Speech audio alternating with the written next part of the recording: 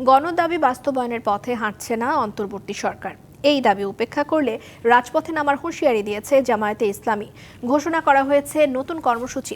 এদিকে পিআর পদ্ধতিতে নির্বাচন সহ 5 দফা দাবিতে 1 থেকে 12 অক্টোবর পর্যন্ত কর্মসূচি ঘোষণা করেছে ইসলামী আন্দোলন বাংলাদেশও। পিআর এবং জুলাই সনদ বাস্তবায়ন সহ 5 দফা দাবিতে এরই মধ্যে মাঠের কর্মসূচি পালন করেছে বাংলাদেশ জামায়াতে ইসলামী সহ 7টি ইসলামী দল। এবার দ্বিতীয় দফায় আবারও মাঠে নামার ঘোষণা দিয়েছে 2টি দল।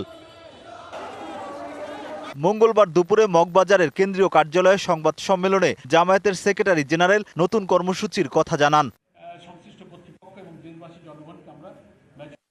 এ সময় জুলাই সনদের ভিত্তিতে আগামী ফেব্রুয়ারিতে নির্বাচন না হলে রাজপথে আন্দোলনের মাধ্যমে দাবি আদায়ের হুঁশিয়ারি দেন।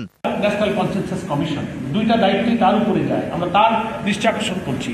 তিনি কোনো ব্যাপারে যদি কনভিন্স না হন, তিনি আন্দোলনকারী দল হিসেবে আমাদেরকে ডাকতে পারেন, আমরা ওনাদের সামনে উপস্থাপন করব, ওনারা আমাদেরকে বুঝাবেন, আলোচনার টেবিলও এটা নিষ্পত্তি হতে পারে, সে সুযোগ রয়ে গেছে। সে কারণে আমরা আমাদের কর্মসূচির মধ্য দিয়ে সংশ্লিষ্ট কর্তৃপক্ষ এবং দেশবাসী জনগণকে আমরা করছি। আর রাজধানীর পল্টনের দলীয় কার্যালয়ে সংবাদ সম্মেলনে পিআর পদ্ধতিতে নির্বাচন সহ 5 দফা দাবিতে 1 থেকে 12 অক্টোবর পর্যন্ত কর্মসূচি ঘোষণা করেন ইসলামী আন্দোলন বাংলাদেশের মহাসচিব।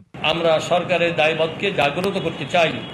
আমাদের কর্মসূচিতে যদি তাদের দায়বোধ জাগ্রত না হয়, তাহলে সতর্ক করে বলছি, বাংলাদেশের মানুষ দাবি আদায় করার পদ্ধতি জানে। 10 অক্টোবর সারা দেশে গণমিছিল ও 12 অক্টোবর জেলা প্রশাসক বরাবর স্মারকলিপি দেবে ইসলামী এই 2টি দল। যদি তাদের দায়বোধ জাগ্রত না হয়। Rakib Hossain, DBC news, Dhaka.